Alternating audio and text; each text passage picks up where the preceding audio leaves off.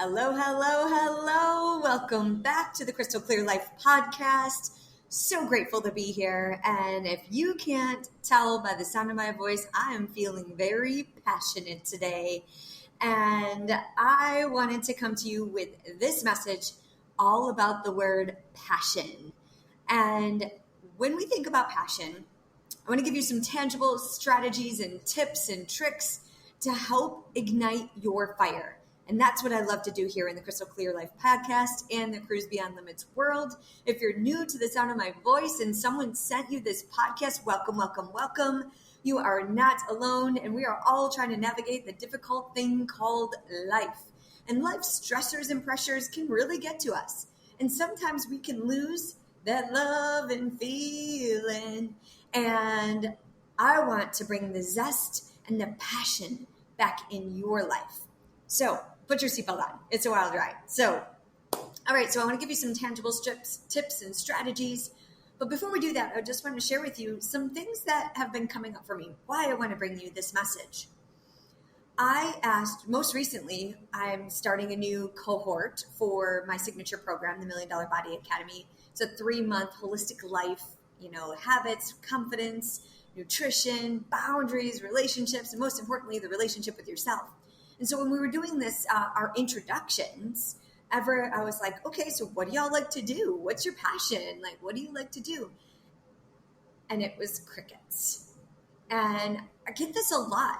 When I travel around, I speak, I do leadership workshops, and I always say, like, okay, what's your passion? What's your hobby? What's your bucket list item? And people have the hardest time. And one of my clients most recently said, this is going to sound weird. And I don't know about you, but when you answer a question, do you preface with, oh, well, this might sound weird to you? That creates a barrier that already sets the other person up for like, hey, I'm not like you. And that already creates a separation, right? And so this woman was saying like, hey, this might sound weird, but I like diamond art. Does anybody know about diamond art? It is like, they're beautiful little gemstones and crystals, and they're all different colors. And it's an art form. It's like paint by number, but with gemstones. And I actually bought a kit for my stepdaughter once, and then I bought it for my nieces as well. And I did this, and it was, at first I was like, wow, this is really awesome.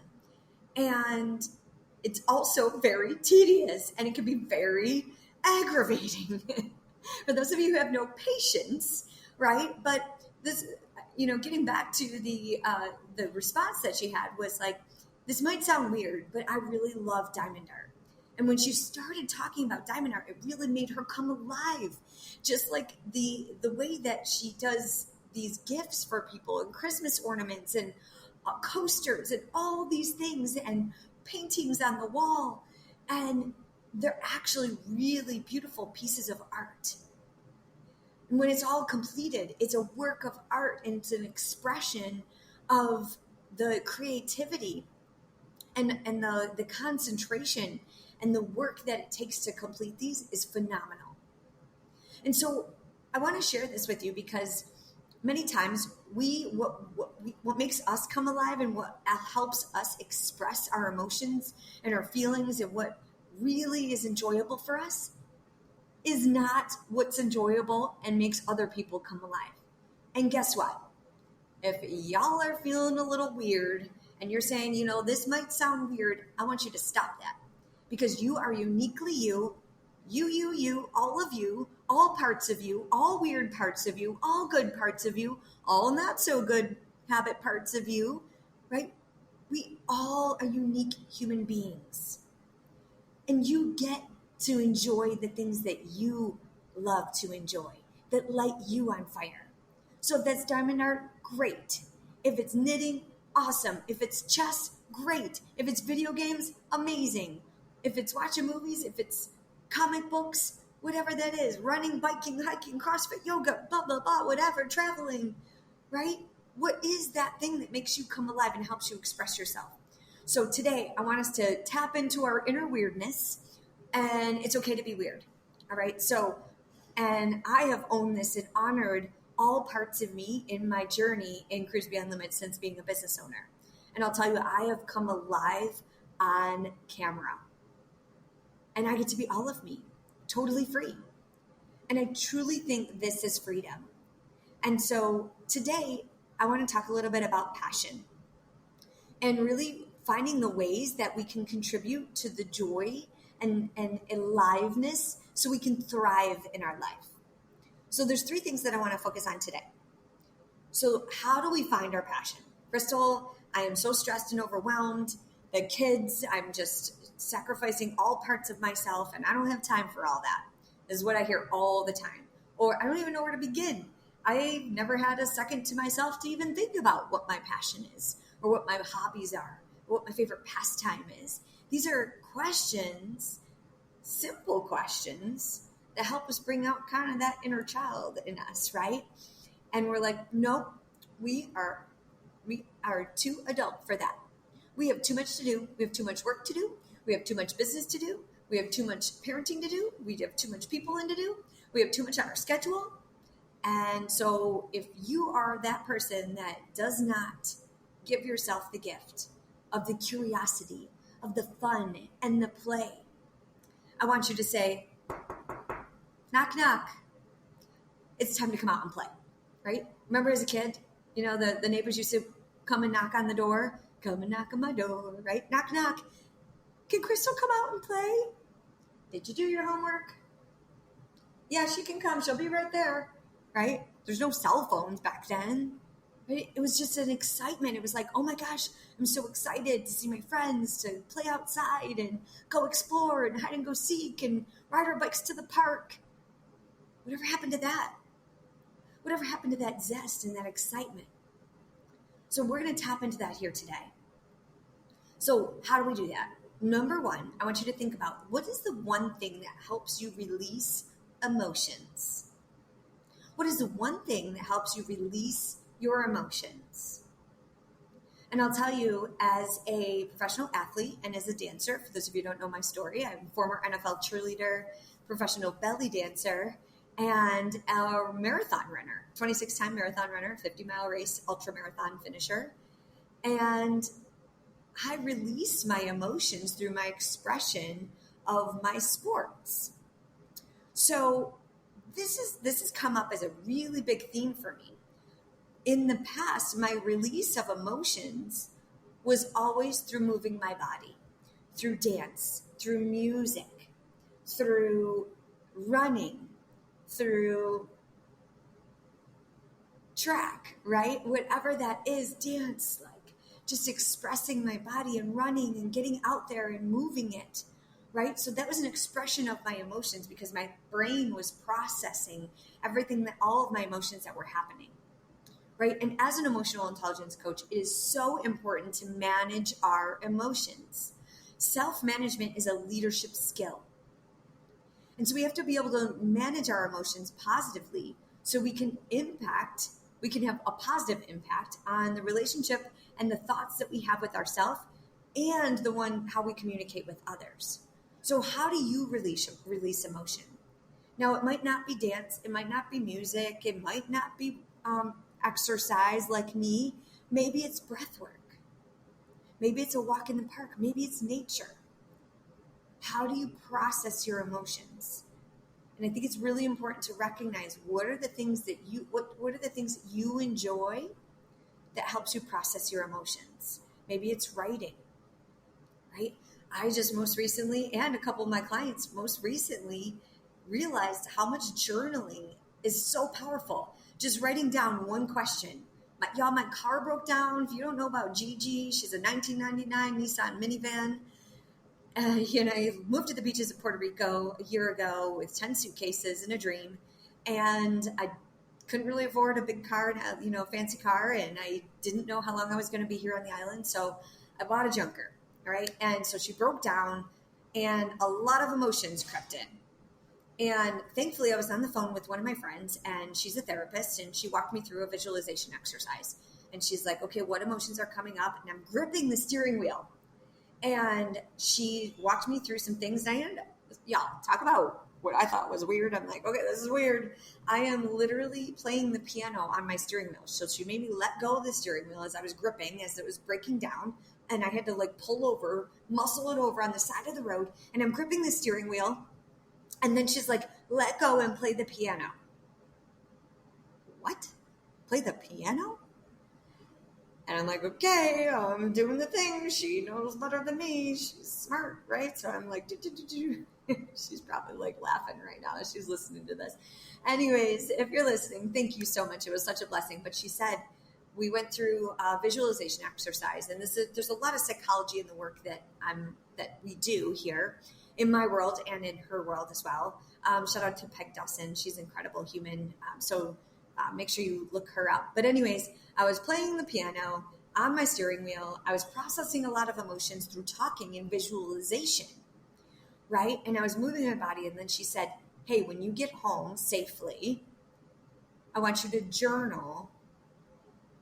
Just write down whatever's coming from your mind out of that experience. And I'm like, what the heck's going to come out? I don't know. Like there was a lot that happened and a lot that I was processing, all these emotions. Like it was just, I call it spaghetti brain. It was all up in here, right? And I literally asked the question. I said, why am I gripping the steering wheel so tight? That's all that was the first question. That's all that came out onto a blank piece of paper. Why am I gripping the steering wheel so tight? And what ended up coming out was a beautiful, I think, flawless blog article, poem with life lessons and blessings and prompts and questions and even all the chapters to my next book.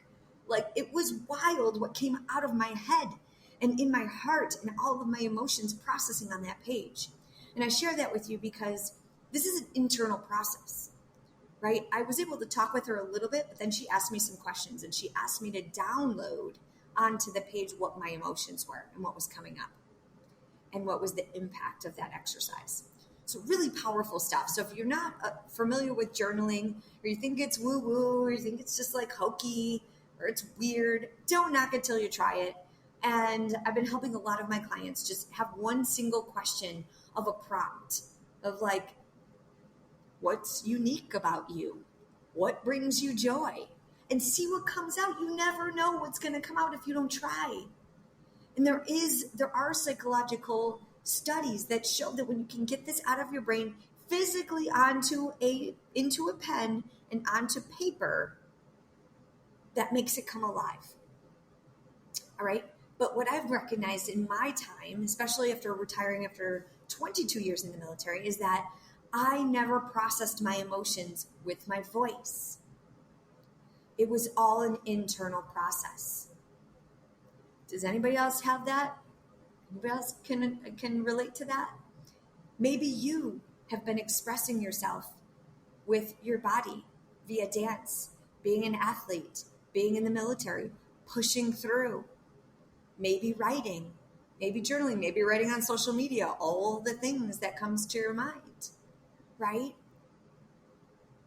And I say this with love, but a lot of times we don't actually feel like we have a voice because we've been suppressing all of our joys and all of our emotions for so long.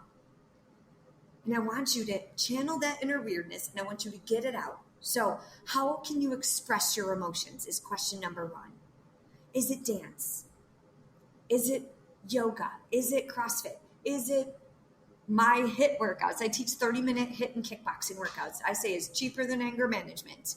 We do 30 minutes down and dirty, no equipment, no excuses, all levels, right? We're here to meet you where you're at. What helps you release your emotions and get it out? So we're asking the question, okay, what brings us joy and passion? What makes us come alive? How do we do this? We need to process our emotions first. So we need to find something that we can process our emotions because it's a cycle, right? It's a reflective cycle and it's a download of our brain into our body and out, in and out, right? And so whether that's moving our body, whether it's journaling, whether it's downloading, whether it's talking, getting therapy, whatever that is, but I want you to release. Because if we don't release our emotions, They're going to stack up and it's going to bottle up and you're going to explode, say something or do something you don't intend, or worse, implode.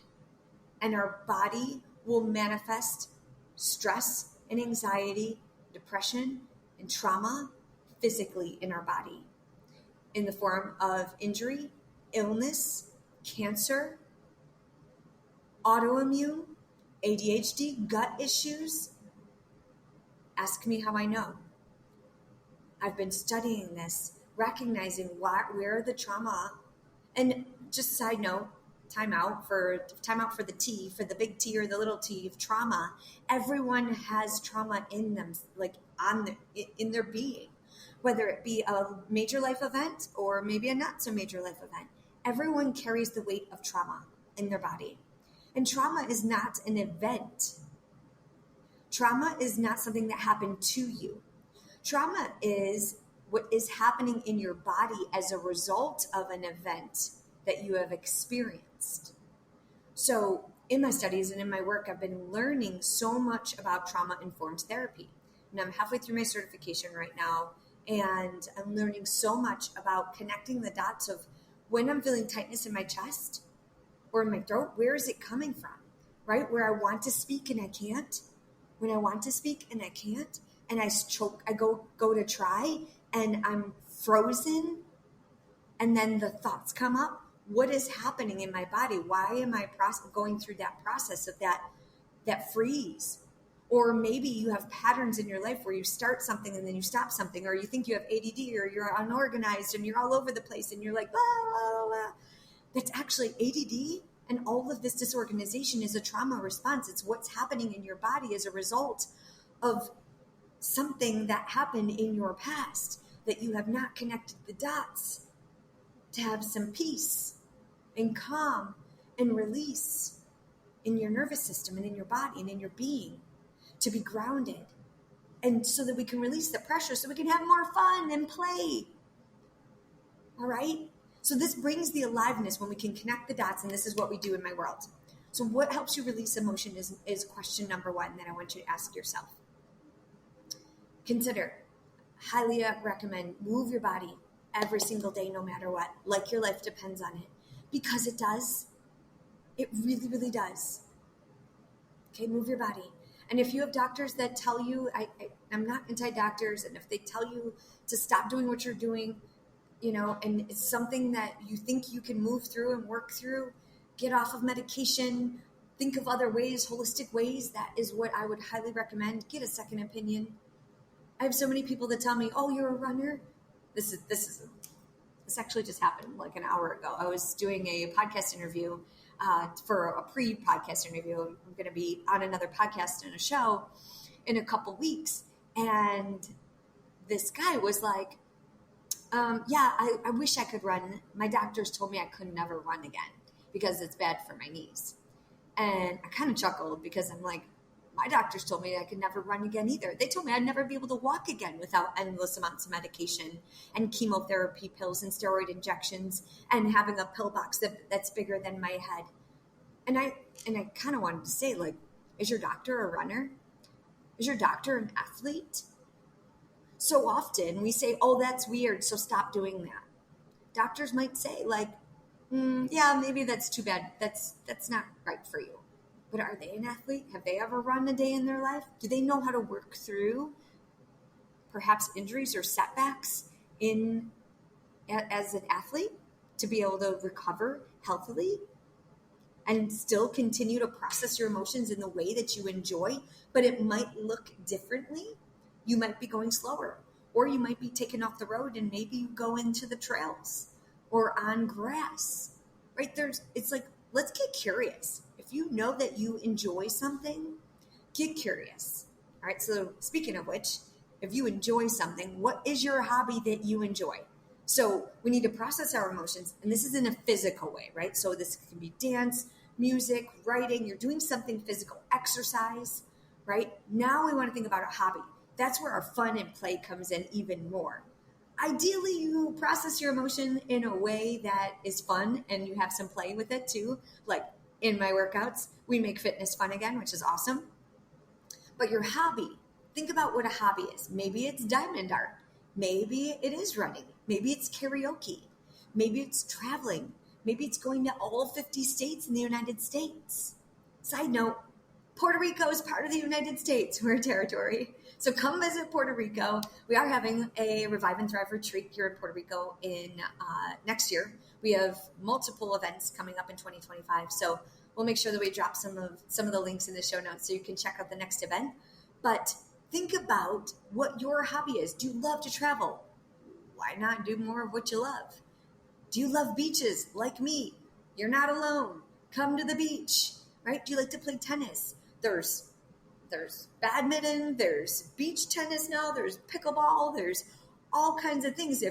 Maybe you have a shoulder injury, guess what? Pickleball and beach tennis, you don't use your shoulder. All you go is pink, and the ball will go. It's barely any movement. So, not knocking the pickleballers out there, but like I used to play tennis in high school, so I took a lesson, fun fact. I took a lesson because there's a guy that teaches beach tennis right outside my front. And I was like, I got this. I played tennis in high school. And I took a lesson and I belted this thing all across the beach. And I was like, yeah, I got this. Because, of course, I'm competitive, right? And I'm like, I'm going to be good at everything I do. So here we go. And he's like, yeah, this isn't regular tennis. You need to pull it back just a little bit. So I just had to go tink. And then I'm like, well, I'm not sweating anymore. But it was fun. And he said I was actually really good. He's like, you could go pro here on the island. I'm like, well, then, and the tournaments are on Saturday and Sunday. So that would take away from any running that I'd want to do or any races. So I opted against that. But anyways, think about a hobby. Maybe it's beach tennis. If you don't know what beach tennis is or pickleball, come check it out. There's huge communities here in Puerto Rico. So figure out a hobby, okay? So whatever that is, and don't worry about what other people think. For all things holy, get rid of the OPOs, the other people's opinions. So don't preface anything. Say, you know what? I love my pickleball every single day. I love traveling to beaches. I love diamond art. Not like, oh, you might think this is weird, or it's just this. No, own it. Step into what you enjoy and say it. Say it loud, say it proud. And don't worry about being weird. Don't worry about the other people's opinions, the OPOs. They're living their own life. And if you preface, you're already setting them up for judgment and welcoming the judgment and the laughter, right? And so sometimes we use it as a protection, just to like set ourselves up in case someone makes fun of us or laughs at what we like. So think about this. And think also, how do you respond? How do you respond to someone when they tell you what they enjoy? Think about this. Do you have empathy and compassion, even though it's not something that you enjoy? I don't know how to play chess, right? I'm not the best beach tennis or pickleball person, but I'm not going to make fun of someone for enjoying it, right? I'm not going to laugh at them and be like, wow, that's really cool. And to see them light up about their hobby right in front of me is just such a beautiful connection. For them to share vulnerably what lights them on fire, I think is so beautiful. So check yourself, because we're here to connect. And you don't have to have the same hobbies as everyone else. And that's okay. Guess what? You don't have to have the same hobbies as your spouse or your children or your best friend or your sister or your brother or your neighbor or anybody else. You get to do you, boo-boo. Okay? Find your hobby and go after it. Be as weird as you want to be. And there are groups all over the internet for anything. All right? So there's always something that if you want to do it, I guarantee you can find it on the interwebs. www. Go do it. Go after it. Okay, so that's number 2. I'm going to land here. Number 3 kind of goes along the same lines. Do not be logical. All right? So we are meant to be loving, caring, like flow, fun creatures. In Cruise Beyond Limits, we have 4 core values. Faith, fitness, family, and fun. All right. So faith, fitness, family, and fun. Faith, fitness, family, and fun. All right. So that is a being. It's a lifestyle of fun and play. Not all about what's going on up in our head and how smart we are and how logical and how perfect we are and how everything we have it all together. No, it's a fun and flow and uncertainty where we step out into our next level version of us in faith. And we're not meant to do life alone, so we do it together in a family, a chosen family of the people that we choose to surround ourselves with. And then we have fitness, our mental and our physical fitness, and we have fun. So it's not always logical. It doesn't always have to make sense, but we get to be open for opportunity. So stop that logical, stop that perfection, get rid of whatever is holding you back, that is making you societal pressures, other people's opinions. Aunt Doris is the woman in the Buffalo, when I went to the Boston Marathon and I almost died on the course. She tried to pull me from the course at the half-mile mark. I was running sideways. I got really sick and I was dehydrated, and her name is Doris. So if Aunt Doris is knocking at your door and she says, no, yeah, what are you to do that? Like, you're too old for that, or you're not thin enough for that, or you're not popular enough for that, or that's what you used to do in high school. Stop that. Cut it. Don't be logical. Stop thinking about what you should do or shouldn't do. Stop shoulding on yourself. And gosh darn it, stop shoulding on everyone else. Stop shoulding. And this is a family show. I don't swear. I try not to here. All right. So stop shoulding on yourself and stop shoulding on others. Okay. That when you should on yourself, or if you judge yourself and you should not on yourself or others, you will rip yourself and others of the joy. Have fun. Make time for joy. Make time for fun. Make time for play. Make time for starting something new, and be open for what could be. So today, to find your passion, we're going to get creative. We're going to be in fun and flow and play and openness. All right? So number one, just to recap, find what helps you release the emotion. Get out of your head and into your body. Find a hobby. All right? What brings you joy? Is it running? Is it tennis? Is it hiking? Is it biking? Is it diamond art? Is it knitting? Is it chess? Is it playing Uno? Is it nature? Is it traveling? Is it beaches? What is it? Find that hobby and then stop being logical. If it makes too much sense, stop doing it. Like, find something and be like, what can I do that's not logical today? All right? And I'll tell you, I've been like a rebel without a cause lately. One of the biggest things I always tell people is get out there and talk to strangers. My mom said I was supposed to be a good little girl, and girl, don't talk to strangers. Be careful is how I grew up. Be careful. Don't talk to strangers. Be safe out there. So what does that do? It makes us closed, right? So now I say, go out there, be great, go out there, be open, talk to strangers, take chances, stop being so logical. Why do we have to have all these rules? That shuts us down. Get out there. Go out there. See what could be possible. Be open for opportunities. And keep going after your dreams and goals and what brings you joy and makes you come alive. Keep going and keep trying and keep being open like your life depends on it, because it does. All right. Thank you all, everyone. Have a great rest of your day, and I'll see you next time. Don't forget to like and share this message, and share this with someone you love who needs this message today. Cheers, everyone. Cruise Beyond Limits.